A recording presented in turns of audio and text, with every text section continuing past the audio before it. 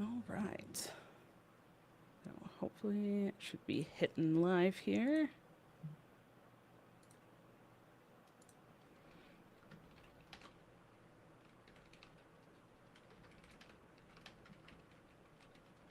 All systems normal. Sweet. Okay. I'll just get my little mute button up in case I need it, and then should be good to go. Okay. All Right right. on. Are we ready? Ready. Good to go. Perfect. Welcome to episode 35 of the TCCG Roundtable. We're your hosts, dragonrider and RonMexico. Hey, how's it And going? Ron, guess what? Well, you already know, but we have a very, very special guest with us today as well. Unless you want to be called something else, please let us know. But You can just call me by my screen name. I'm all good with that. perfect. Yes. Everywhere pretty much that you can be found, it looks like you are known as PocketTrain. So welcome, Pocket. How are you doing? I'm all right. I had a bit of a grueling last day of the month that didn't quite go to plan, but I'm glad it's over now. There's always a sense of relief after each month of ladder ends. So I'm in the relief stage where I kind of can't really queue a game of Hearthstone because I've played too much recently, but it's a nice rest. Understandable. Yes. Well, good. Well, thanks for taking your rest time to join us here and do an interview with us. We really appreciate it. Happy to be here. Well, we're going to start our typical show. We usually do a little bit of like news and all of that, but we're going to wait until the end of the show this week to do that. We're going to get some good interview here with Pocket Train, and then we'll do all that later. But we want to just start with like kind of our typical mini interview is what we call it. And that's kind of just like your history. What got you into card games? Have you played other card games besides Hearthstone? Obviously, a lot of people, if they're familiar with you, are going to know you from Hearthstone. But, what kind of got you into card games in the first place? What have you done with card games? And how has it kind of led you to where you're at now? So for my background for Hearthstone, I didn't get introduced to it through other card games. Initially, like when I was much younger, my dad used to play World of Warcraft with his friends and stuff, and so I thought, that's something I want to play. And then when I heard they released a card game about it, I've always been slightly interested in strategy stuff, like board games and stuff to play with friends, but I'd never really played TCG or anything like that before. So I gave Hearthstone a go. It captured my attention. I kept going since. I've briefly dabbled in Marvel Snap, but haven't really expanded to other card games. Yeah, it's a bit weird. I wouldn't have considered myself a massive card game fan, and then Hearthstone came along. I've been playing for 10 years, so yeah, I was very excited. I remember I got a closed beta key back in 2013. I was just a kid coming home from school. I was really excited. I went 3-3 in my first arena and thought I was the best. I can't remember that much since, but after that, but that was my first memory of Hearthstone. And then he started playing constructed, win rate improved slightly above 50%. Yeah, I was really bad at constructed for years, and years. Like I think it took me like 5-6 years to hit legend, something like that. Solid. And then no, definitely not that long. A little bit less, but because I've been competing for like 4 years, so maybe 4 years to hit legend. But yeah, people asked me if I was good at Hearthstone when I started. I was horrific. I remember hard stuck sea giant rank. Nice. I do also remember being like hard stuck and never hitting legend for like a good portion of the time that I was starting. One thing I wanted to ask that isn't part of like our typical mini interview too is just like, was there a turning point moment for you? Was there something that felt like it clicked where you're like, okay, I get this now I'm good? Yeah, I mean, I discovered Mali Druid back in the day, and I just loved that deck so much. I devoted all my time in Hearthstone to getting better at the deck, and it's the first deck I ever hit rank 1 legend with. And every meta after that, basically, I tried to make that deck work. And then there was one point, it was like October of 2019. I was still just playing the game for fun at this point, and then I just played Mali Druid, got back into the game after a bit of a break, played like a quest Mali Druid at the time, and realized that I was just climbing and climbing. And then on the last day of the month, I found myself like rank 3 legend. And then I did some Googling and realized that if I finished top 16, I'd qualify for a tournament in America, which was ridiculous to me. So yeah, that it was Halloween, I think, and like I was out with friends, and I was just constantly checking my phone, seeing if my rank was holding. And by the end of the night, I finished rank 10 out of nowhere. I think I'd never even finished top 200 before. So that was nice. I told my parents, and they went, okay, we'll come too. We did a road trip across America. It was a nice time. And then since then, I've basically qualified for everything. So I haven't really looked back. That was this definite turning point, I'd say. Nice. Yeah, who needs like any top 200 or anything like that? Just skip the whole other part of it. Just go straight to the top 10. I love it. That's an amazing story, actually. I don't know. For me, I feel like you're kind of a victor of the people, I would say. Like, there's a couple of you kind of. I'm going to start calling myself that then. Yes, do it. Yes. New stream title. Oh yeah. There's a couple of you kind of in those very, very high ranks who I think are just you're very personable. You kind of have that story that a lot of us have, right? Like, I wasn't good at the game, and then I just kept playing. I kept pursuing it until you became good. And that's just a cool story, because I think, sometimes you have these people who come in and they're like, oh yeah, like I was great at this other game, and then I just came in and yeah, it was really easy to just go over here and use all my experience from this other card game and be at the top of now the card game that they play at that point. And that just wasn't the case for you. So I think that's very, very relatable for a lot of people, and probably really kind of encouraging for a lot of people to hear that, to think, if they do want to keep improving, hey, like PocketTrain, who is, this very respected, like high level competitor, was where you are. Like, just keep going if you want to get there. So I like that story. That's really awesome. Happy to hear it. So I am curious, what you mentioned that was kind of the turning point of getting that. Was there anything that you had kind of decided before that point of that you really wanted to try, like competing, or you wanted to try like pushing for those higher levels? Or did you just find that deck and you were just like, this is great, I'm just gonna keep playing it? Yeah, for me it was just, there was a deck I liked and I wanted to keep playing it like that. That was the main thing that was fun for me, just in general. So just playing Mali Druid, and then if you play it enough, you get good at it, and suddenly you're qualifying to tournaments. And then from that point, it's where I went to the Masters Tour, didn't do great, felt a bit out of place, but like I was bumping into players that I'd only seen on like Twitch and in tournaments, because I've always followed Hearthstone esports. I've always been interested, but I've always been, a little bit rubbish.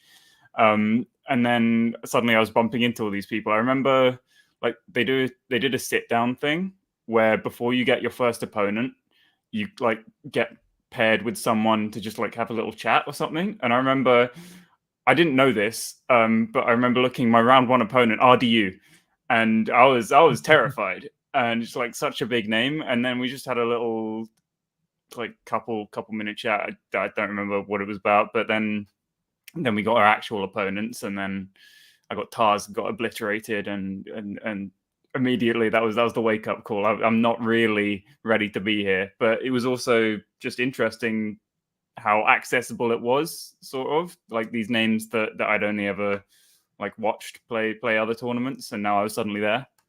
And yeah, I sort of realized I can qualify for these things. And then I still felt like a bit of an imposter for the first like 3 or 4 Masters Tours I played. And then it got to the point where like it clicked, because I was just talking to these guys on a regular basis now, like Fury Hunter and people like Jambray, Dead Draw. And I just thought, okay, no, actually, I can belong here now. And then I thought, okay, I'm going to keep pushing, see how well I can do with these tournaments. Because like when you hear respected players tell you you're good, then Like it'll push you on to believe that you can achieve what they've done themselves.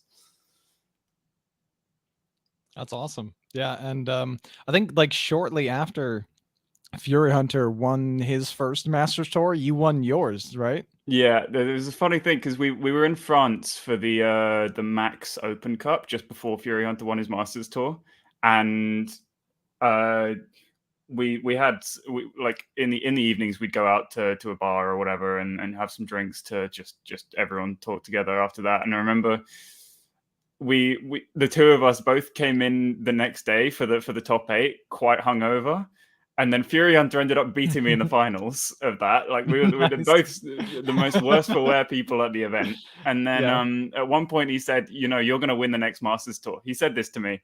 And then the cheek of him, he went and won it himself. I did get top 16 in that Masters Tour. That was my best performance to date. But yeah, I just vividly remember him telling me that he thought I was going to win the next one, and then he goes and does it himself. The old bait and switch. Oh yeah, it was like a year later that I won one, I think. But yeah, the imposter syndrome was well and truly gone at that point. Nice. Well, talking about all of these kind of in-person tournaments, I'm kind of curious, are you hoping that some in-person events come back? I know kind of in Europe there are some more than here in the United States for us, but would you like to see LAN events and big events like that return? Well, the big thing, so with online Masters Tours, it is an awful feeling when they're so infrequent and you just lose early, right? Then you're just done. You feel empty for the weekend. But in-person events, you're there, you're talking to people. It's a lot more relaxed, and I could lose whatever. I'm still involved. I'm still talking to people, still having a good time. It's just there's a lot less pressure. Because I've done some more casual in-person events like Solari Party, and there was a Solari Festival of Legend thing, and both those things, like, I probably could have played better. I maybe could have won either one if I'd tried harder. But I think that goes for most of the people in the event. But everyone was just having a good time, and I think it helps for viewers as well if the players can see each other. It's just nicer for the broadcast as well, and it's just like a better feel to each event if it's in person, I think, like for the players and the viewers.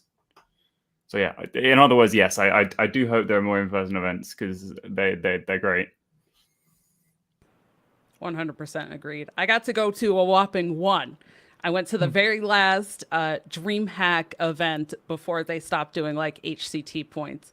And it was an absolute blast. I definitely feel that feeling that you mentioned of like feeling like I didn't necessarily fit in. It was my first event. I had only kind of been jumping into like competitive, not long before then. And I was like so nervous and meeting all these big names. I was like, I'm just like a nobody here. But it was an absolute blast. And even though I, kind of ended up in the middle of the tournament, getting to meet these people that I had watched their streams or connected with through communities just was absolutely amazing. So I agree. I hope that we do get to see some more LAN events in the future. I had a big sense of missing out as well because the first Masters Tour I qualified was the last in-person Masters Tour Arlington. So everything after that was online. So I feel quite privileged to have been invited to a couple of Solari things, played the Max LAN as well. Because for most players, that's just not on offer now. A lot of these things. Like it used to be 400 people would go to a Masters Tour. That's quite a lot of people, and they were semi-regular. But like when that's off the table, there's a big disconnect, I think. Yeah, I mean, well, now we have 16 in Masters Tours, sadly, but I mean, I remember even when I started making a few Masters Tours, I haven't played in many, but like the 3 that I have, it was all just online, and it's just not the same kind of experience. I only got one like in-person experience, and it was a DreamHack event, but there were no HCT points for DreamHack, so the field was smaller and all that.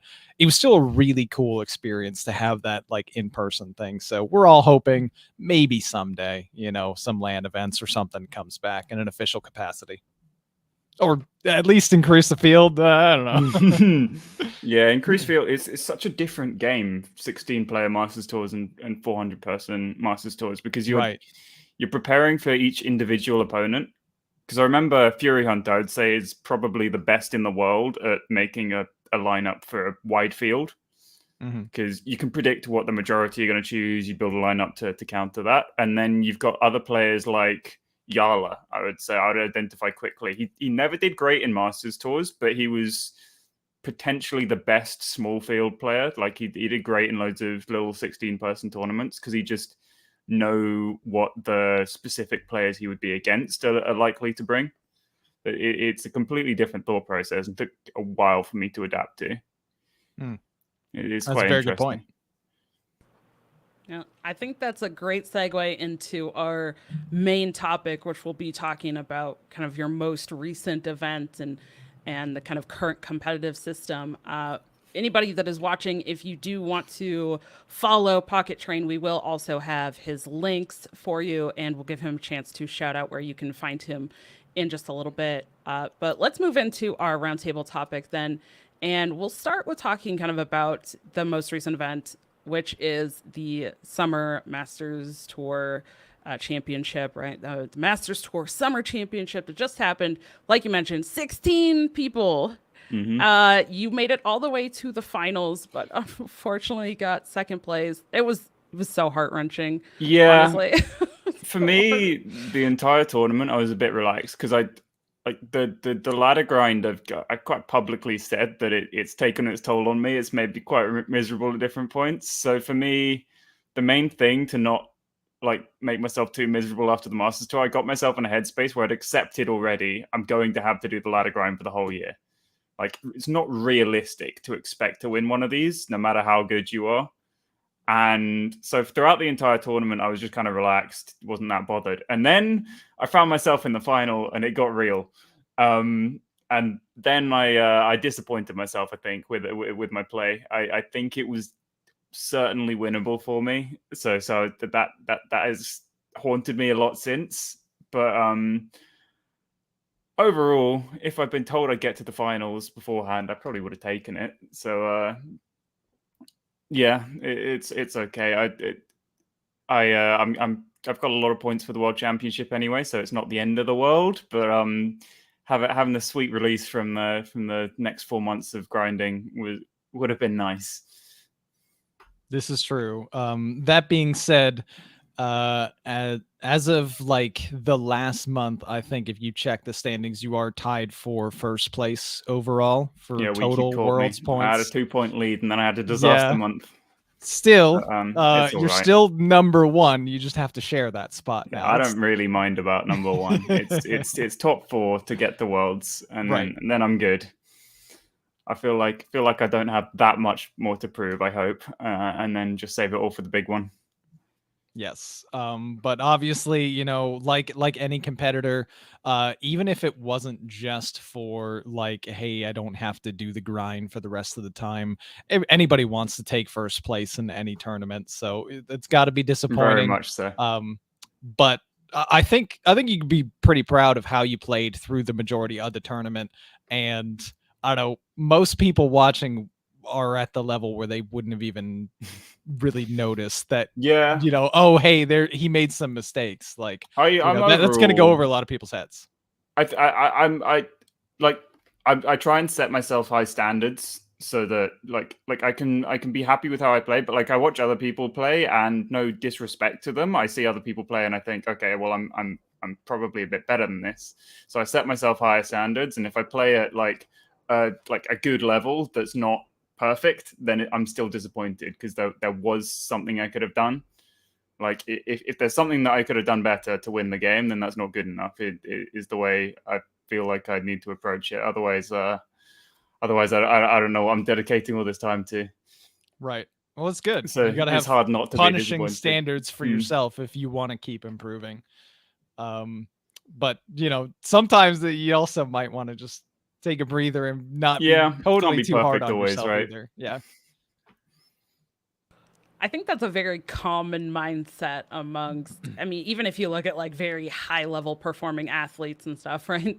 They set themselves at that very high standard. And oftentimes even getting second place still does not feel like it's good enough, even though, you know, most people will look at that and say, that's amazing, you got second. Right. They're like, but it wasn't where I wanted to be, Yeah. or it wasn't, you know, at Yeah. that level that I was looking for myself. So definitely. I think it's healthier to compare yourself to yourself rather than everyone else.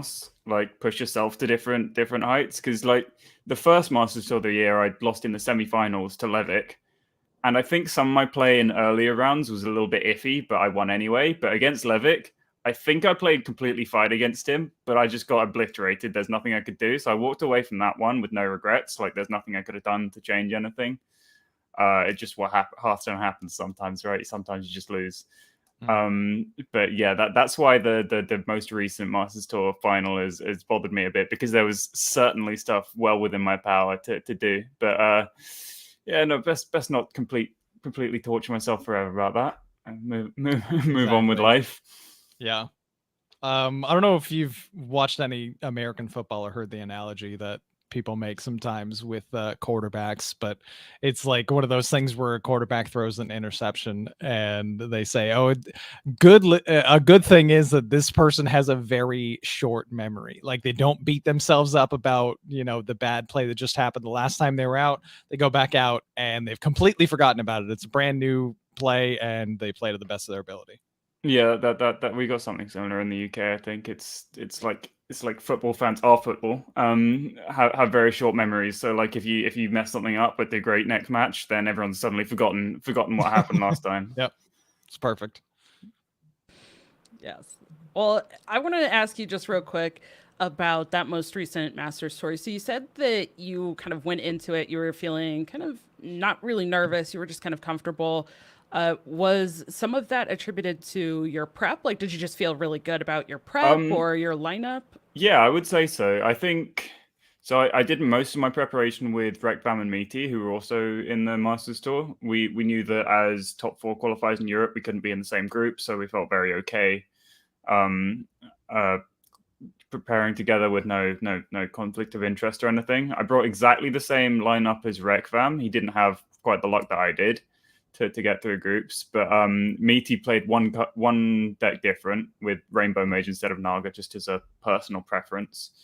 But like we were very happy with the lineup. I think well, the main idea for the lineup came from Fury Hunter as well. Even though he's not really competing at the moment, he just added him to our Discord group, and he said, "All right, bring these 4 decks, beat Druid, job done." And then we kept testing them throughout the week, and then went, no, these are just good decks anyway. With the Naga Mage, the Nature Shaman, the Mech Rogue, and the Outcast Demon Hunter. They just like if you don't hit your target, it's still good. But if you do hit your target, you just win.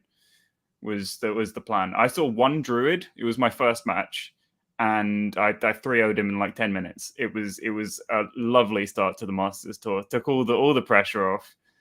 And I didn't see another Druid for the rest of the tournament, and I think I was favored in every series anyway. Apart from maybe against Meaty, I'm not sure, because his one deck difference kind of made a lot of difference. My mage was weak against his lineup, well, the mirror lineup. But yeah, they're very, very, very happy with the lineup. Like there was one lineup that targeted me, which was the Yu Hemlock lineup, which sort of Speaker Stomper target Shaman lineup. But I don't think it's genuinely favored if you play well. It's just I didn't. I did against Hemlock, who had the exact same lineup. I got through him top 8, but yeah, came a bit unstuck in the finals. But like, I think the 2 lineups that made the finals were definitely the 2 best lineups in the tournament. So I think. Yeah, you did well to come up with that lineup. It was a fun little moment too. You mentioned that you prepped with Meaty in advance, just to see you versus him in the top 4. There's some great moments on broadcast too. It looked like you guys were kind of laughing. We had a good time, in game, messaging each other back and forth, like as you were playing. I think the first game I played a Slither Spear on 1. He messaged me, he's cheating, and nice. Yeah, we didn't talk too much after that, but I think that series both of us played a little bit sloppy, mostly for the reason that we just honestly didn't mind who won, because like we're both pretty much each other's closest competitors to qualify for the World Championship anyway. As it stands, we're both getting there, but like if I Uh-oh. Did we lose Pocket? Oh no, we might have. won the Masters Tour, it was good for him because we good. Am I back? Some lagging. So. It looks like you're back. Yeah, no, this actually happened a lot yesterday.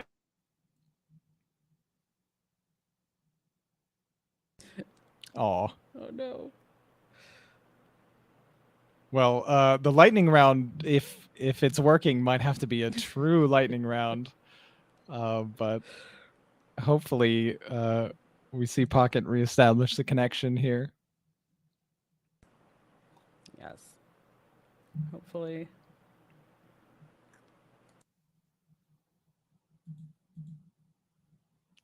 Let's see if I can message him.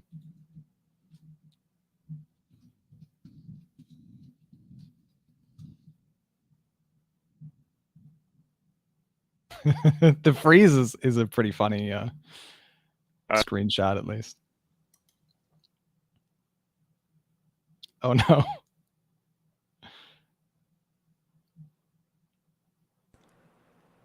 Like came back for a second, just enough to move his camera and then freeze again. Oh no. Right. Yeah, sorry. This is a issue that I've been having for a couple of days now. Just internet randomly dropping.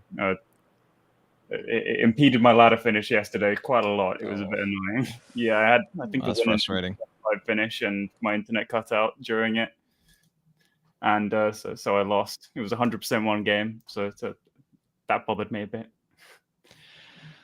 Yeah, I know the feeling. Drop too much from now on. Well, welcome back. Thank you very much. I hope I can stay. Yeah. Well, I think we're getting pretty close to wrapping up here anyways. Did want to also ask, so with, you mentioning that you do have to kind of now compete in the next few months of ladder to try to qualify yet again, which it definitely looks like you will qualify for the next Masters Tour, if not Worlds on its own anyways. Just based on points. So what does this kind of mean for you for ladder grinding and playing over these next few months of qualifying? Well, right now I'm a little bit disillusioned with the game. I don't know. The last month was a bit harrowing for me, particularly the Masters Tour mess up and end of month being my worst finish of the year. So I at the moment I'm going to take a little bit of a step back, and so I just have a breather from Hearthstone in general, and then just see where it takes me when I start queuing again. See if I have fun. See if I'm sort of motivated to stream it more. I was planning on streaming my ladder finish last month, but I sat down for a bit, queued some games, and realized, okay, no, I'm a bit miserable. I'm gonna just do this behind the scenes and not inflict this misery on too many people. Yeah, for me generally, it's just if I'm streaming, I'm having a good time. I'm gonna be just putting in horrific hours towards the end of each month if my rank's not good enough anyway. But up until that point, I think I'm going to take it a little bit more relaxed because, yeah, I've got a big buffer for Worlds, big buffer for the Masters Tour as well, because I think I had a rank 1 finish last month, so this one wasn't so bad. I think I'm still top of Europe for the Masters Tour, so I just need an okay finish and I'll be there. Okay finishes for Worlds. I can take it a little bit more relaxed. But yeah, I'm still going to try.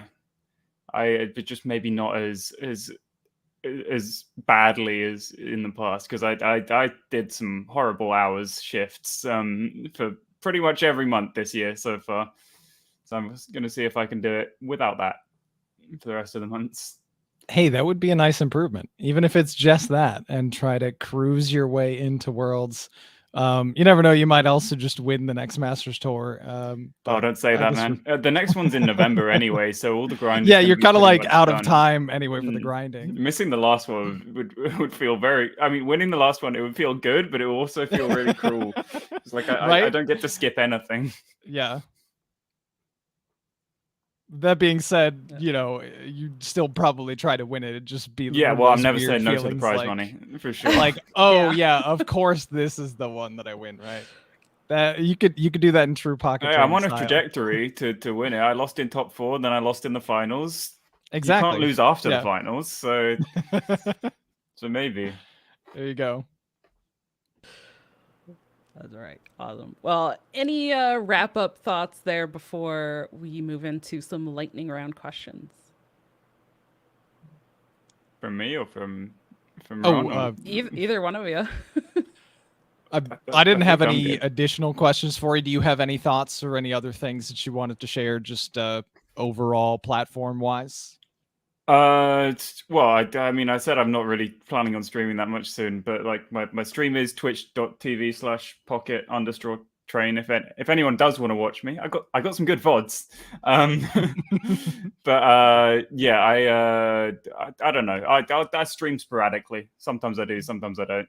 So I wouldn't recommend getting your hopes up. But all the more reason to give a follow so you can get yeah, notified. if you want to when stay up to PocketTrain date, I've does go got live. Twitter as well, which I think is at @pocket_train as well.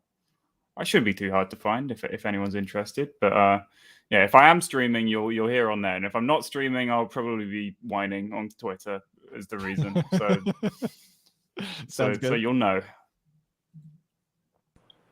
Perfect. Awesome. All right. Are you ready for some quick lightning round questions here? Just your first gut reaction. Okay. All right.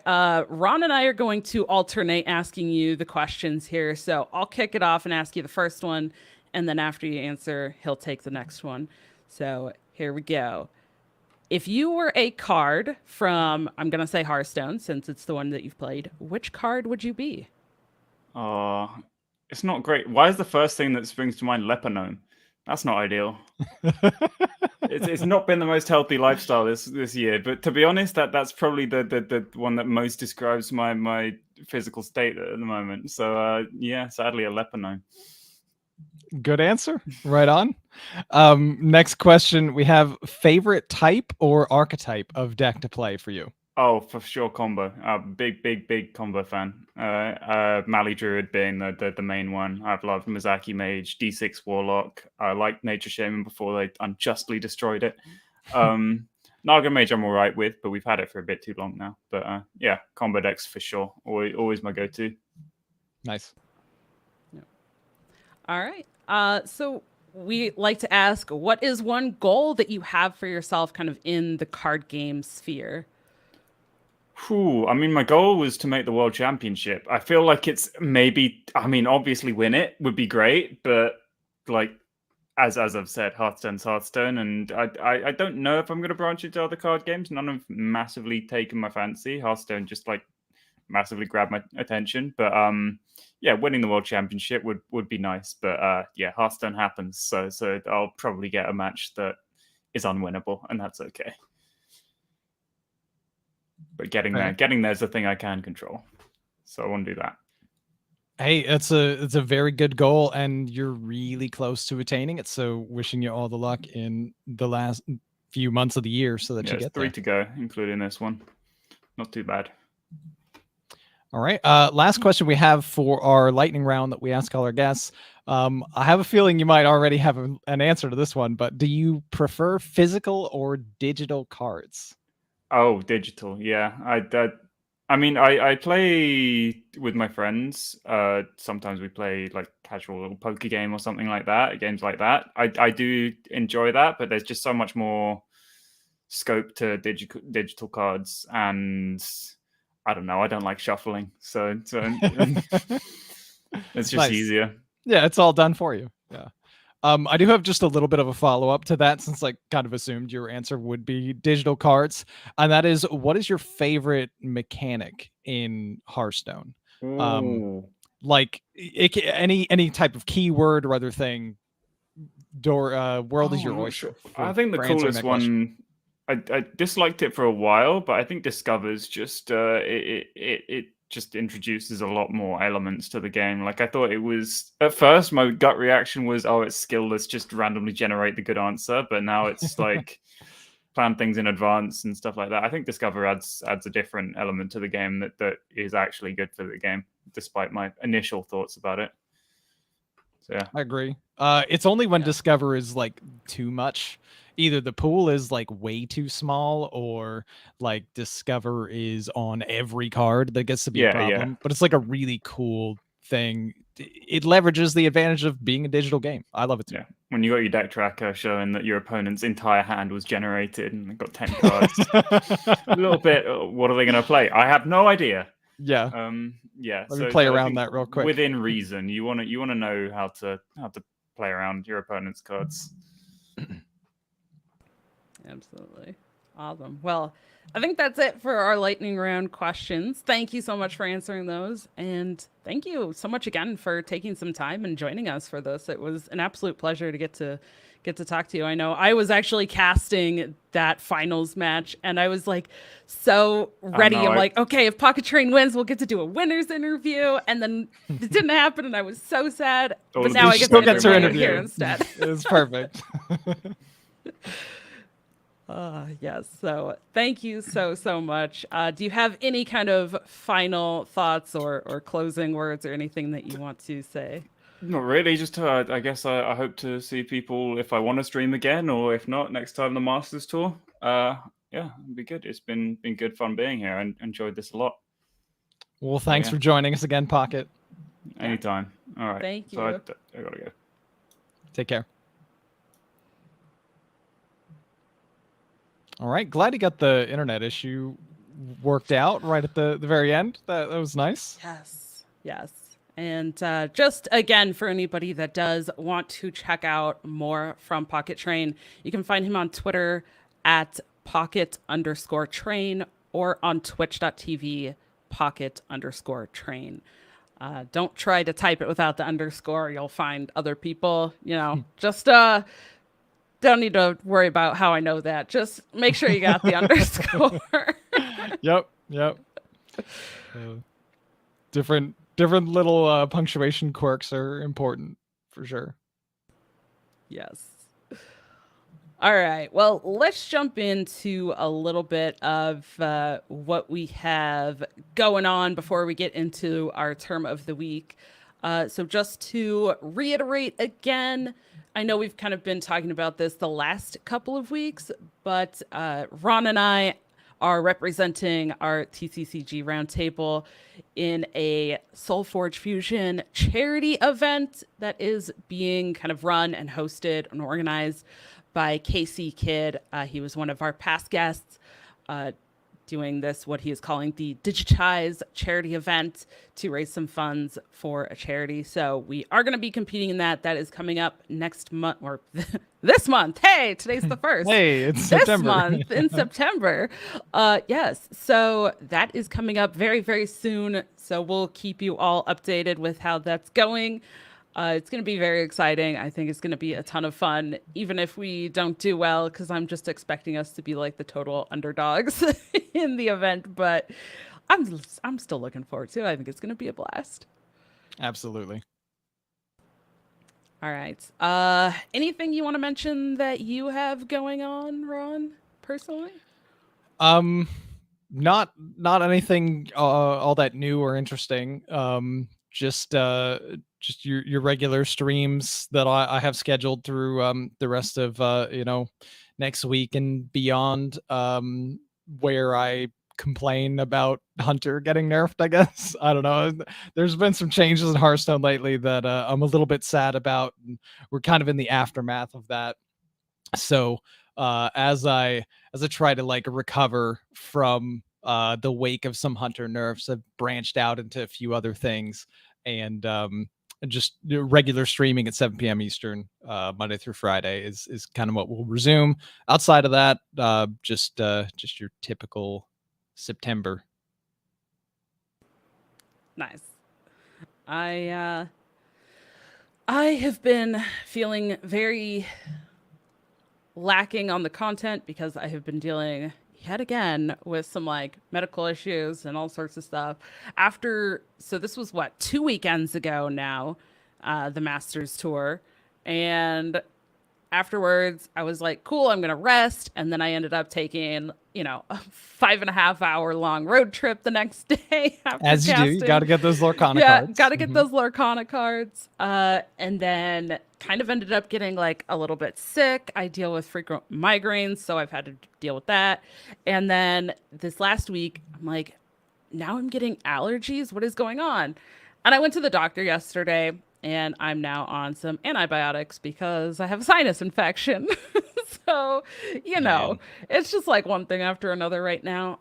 So woo, yes. Yeah. But I'm excited for a lot of card games. I'm still trying to do some stuff even like as I'm resting. I've got some like physical like paper notebooks that I'm preparing for myself. So like even if having a headset on my head right now or being at the computer is like too much for my sinus and for my head, I'm still like working on stuff in a physical like paper format. So I'm still trying to get some stuff done and work on some things coming. I'm getting very excited.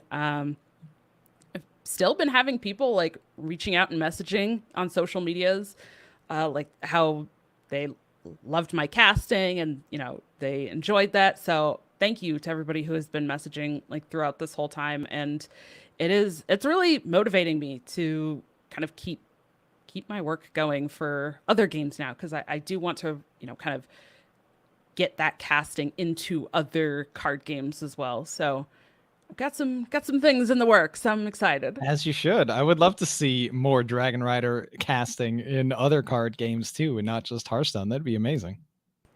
That's all right. Well, I'm gonna make it so. I'm gonna make it so. All right. Well, what do you have this week, Ron, for term of the week? So term of the week, I think just has to go along with our recent interview with PocketTrain. Not sure we talked about Discover yet as a mechanic, and it is perhaps the most celebrated, sometimes cursed, most interesting facet of Hearthstone when it comes to mechanics, as far as I'm concerned.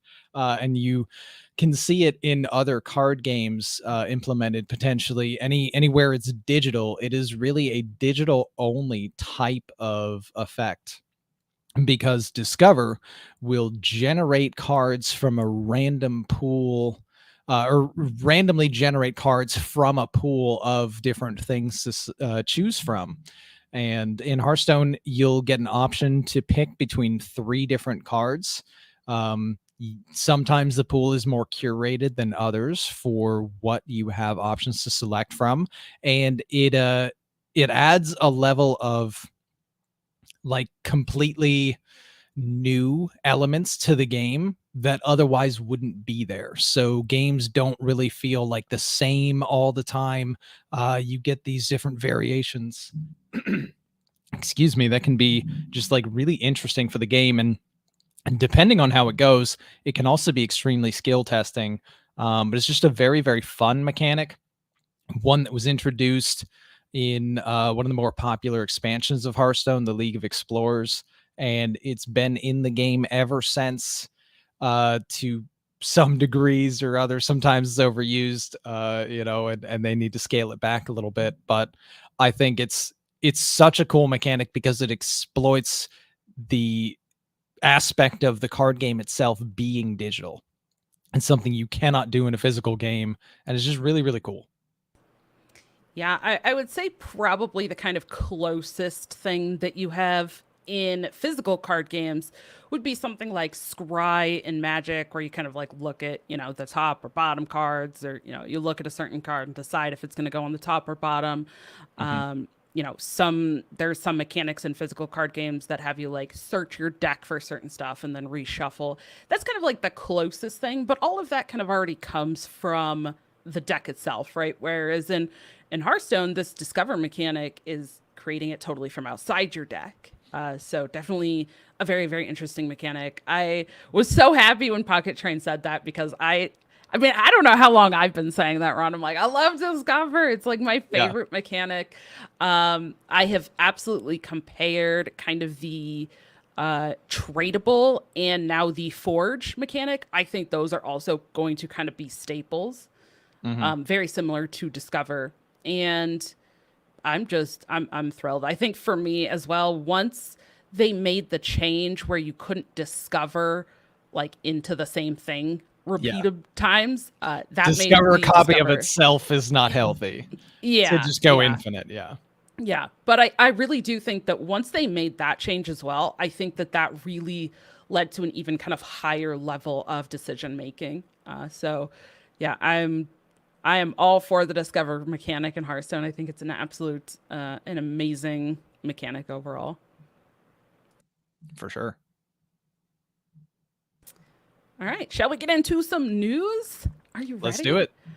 All right. Well, for our news this week, going into some general news, more news still coming out from things that happened at GenCon.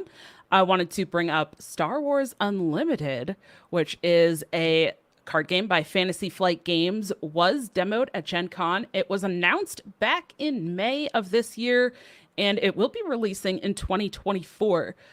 If you feel like you have heard the name Fantasy Flight Games before, you probably have if you're a fan of some card games or board games. Things like Arkham Horror or the Eldritch Horror games, or maybe if you know card games, the Lord of the Rings card game, the Legend of the Five Rings, also Fantasy Flight Games. I think that they were also behind the original Keyforge before they I think kind of sold that off and got out of Keyforge.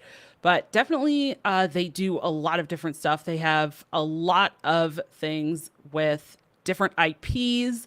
So incredible to see them kind of doing the Star Wars. They have a couple other like Star Wars games, but the Star Wars Unlimited is specifically a trading card game that will be releasing.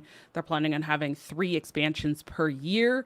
And they I've also pretty recently, I'm going to say last month now because we're in September, but in August, just like a couple of weeks back, right before Gen Con, they also released their quick start rules. So those are on their website. You can check those out if you're interested. I will definitely be looking into it. I do like Star Wars. So I was like, ooh, this seems interesting. And, it's has some similar mechanics, I think, to like Hearthstone in terms of being able to kind of target your attacks where you want. Whereas other physical games, your opponent can like declare blockers and stuff. So I'm pretty intrigued by this and definitely going to be keeping my eye on it. Not sure when in 2024 it's coming out, just sometime in 2024. As for Hearthstone, we've been talking over the last couple of weeks about all of the things that they have added in the most recent patch, all of the different changes and new things coming for the different modes. But as of yesterday, August 31st, that Caverns of Time direct to wild set did release. There's some packs and things you can open for it. They have also kind of gone back and added signature cards and some really cool art for a lot of those past sets that are now in the game. And now starting today, September 1st, is the new month of Twist that does use a lot of those older cards and the older sets. So if you're interested in that, those are live. You can check that out in game. The Flesh and Blood expansion we've been mentioning, Bright Lights, was announced at 251 cards. Kind of has like a cyberpunk, futuristic, robotic kind of theme to it. Preview season will start September 22nd. So that's later this month. We're getting there. Hey. So September 22nd, that preview season will start. And then the pre-release events will be from September 29th to October 2nd. And the set will fully release on October 6th. Marvel Snap, we did have that PC version officially launch. And I think, as they frequently do, there have been some more card adjustments and new cards added to the game. Disney Lorcana officially launching into retailers everywhere, hopefully. with product shortages still kind of a thing. But today, September 1st, is when that first chapter should be available at most retailers for most people and at the like Disney theme parks. I do also know Set 2 is going to be coming to local game stores mid-November, and then on December 1st will be kind of going out to retailers as well. So right before the holidays, we'll see if if like Ravensburger does anything to adjust those product, amounts for hopefully preventing shortages. But that's a whole other topic. For But hey, Eternal, the wait is over. It's today soon. It's today soon, if you can find them.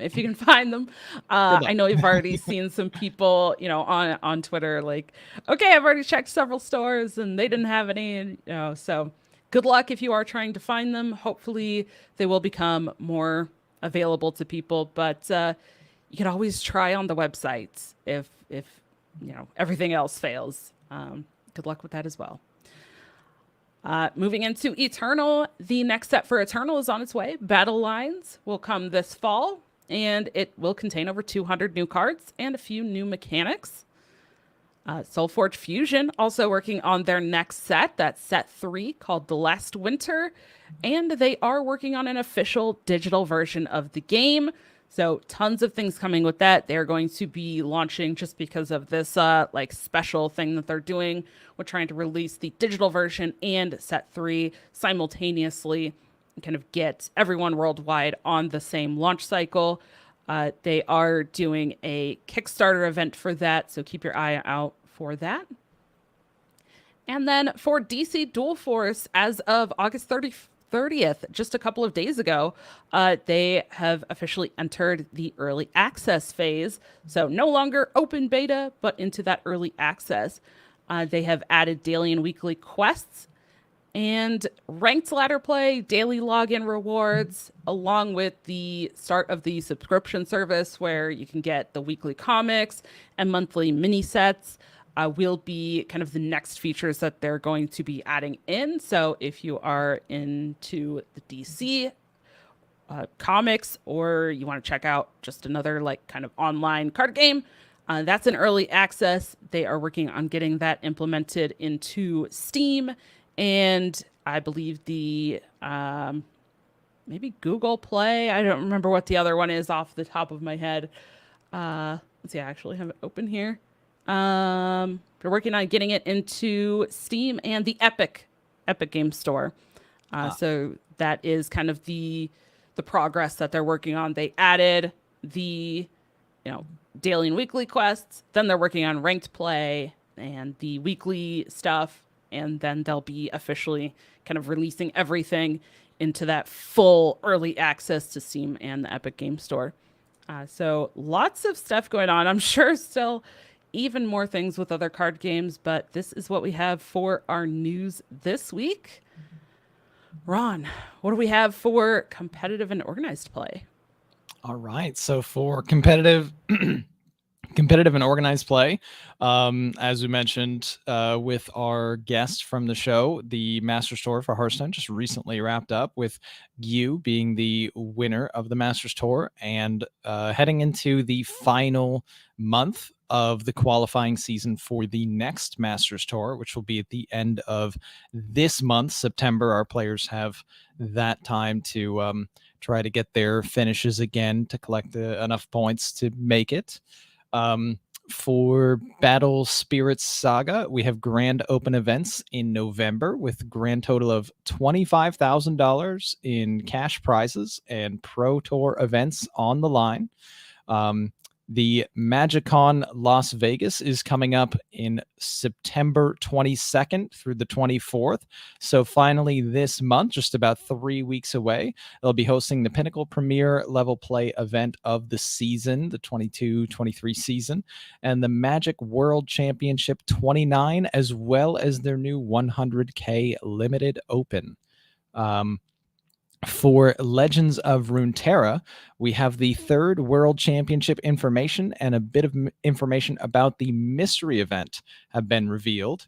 The World Championship will be happening December 14th through the 16th, with 64 players competing, $157,000 in monetary prizing, in addition to in-game badges, titles, card backs, icons, and the top 2 players will be the first Architects of Legends, having a lasting impact on the game by being able to work directly with the devs to create their own follower card for first place and spell card for second place.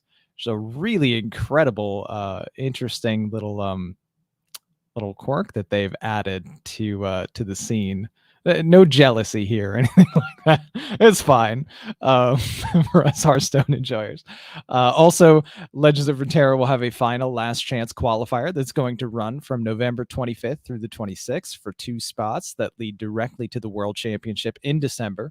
And qualifiers from previous Runeterra Opens, the non-Worlds qualifiers from each region, and some creators will be invited to a special event in the early part of 2024 at the Riot campus in LAX to get a sneak peek at some of the things planned for 2024. Last up, we also have a Flesh and Blood competitive update with Battle Hardened Columbus, which is going to be happening this weekend, tomorrow soon, we'll call it, September 2nd through the 3rd. And that's what I've got for competitive and organized. Oh man, so much. It's so exciting. I was just to kind of like have a small little after segment. I messaged my husband about the Star Wars game. I was like, yeah, so I also just found out about the Star Wars game that's coming out next year. And it's like, Yeah. we were kind of just talking. It's like, it's just mind boggling how many card games have been coming out in the last 3-4 years. Like, Card game golden age. Man, Kind of feels like it really is. And and some of them are turning out really great. Some of them seem to flop. Some of them keep getting pushed back and turning themselves into memes. What are you talking about? The Bazaar's coming in 2024. I heard it. You know what I'm talking about. But it's kind of interesting. And, I will say, after reviewing kind of like the rules, the quick start guide for the Star Wars Unlimited game, looking at Disney Lorcana, obviously, Star Wars is now also like a Disney IP, right? It's kind of in that same IP. But I would say that honestly, I think things like Hearthstone, Marvel Snap, DC Dual Force, maybe, but maybe a little less. But things like Lorcana and then the Star Wars game, they all kind of, I feel like, follow a very similar formula, which is big name IP, simple to learn rules, success. Like, that's a very simplified life formula, but yeah. I kind of suspect that, obviously we've already seen how popular Disney Lorcana has been with, people just like kind of in a frenzy to get cards. And it's being so much higher received than I think many people imagined it would be. And maybe that won't be the case with the Star Wars Unlimited game quite as much, but just these big IPs with like pretty easy to learn rules, jumping in, I think that just spells, for a really good like groundwork, right, of having success for their card game. And I'm just really curious to kind of follow these and see how well they continue to do, or if they do have success. Yeah. I think that's a really good point that you're talking about with just a good little blueprint right there. You take the really well-known thing, highly regarded, people have a lot of maybe emotional connection to it or just established interest. And hey, here's a new thing that we're doing with this IP. And also it's easy to get into. Like, that's really important. That part, make it easy. for people to learn, and then you can add some complexity to the game also, like as it develops. But for the first part, you really don't want barriers to entry, and it seems like a lot of that has been what companies are going for. So we're getting more and more card games. That's everything we want, Yes. And maybe not the healthiest thing for dragonrider, because if they keep churning out more card games and more places churn out more card games, then her brain will explode because she'll play all of them. But Yeah. it's a good thing, and it's nice to have choice and variety. So really, this is just just telling these companies, even the smaller games, like, hey, I am interested in these. I also would love to cast these games. So hey, I'm looking for opportunities. So send some stuff my way. Really is what it comes down to. No. But yeah, it's very exciting. I'm very just interested to see kind of how this all continues to develop over the next couple of years, and what types of things will be successful, what won't, and how things are going to change. Especially kind of as we talk about every week, right? That kind of comparison between digital and physical cards, or kind of the crossover of the two for some of those games that kind of do both. So we'll see. It's just it's very interesting that we just continue to find more and more and more card games that are coming out. So yeah, you love to see it. You do. All right. Anything else? That's all I've got as well for this week. So that will bring us to the conclusion of our show.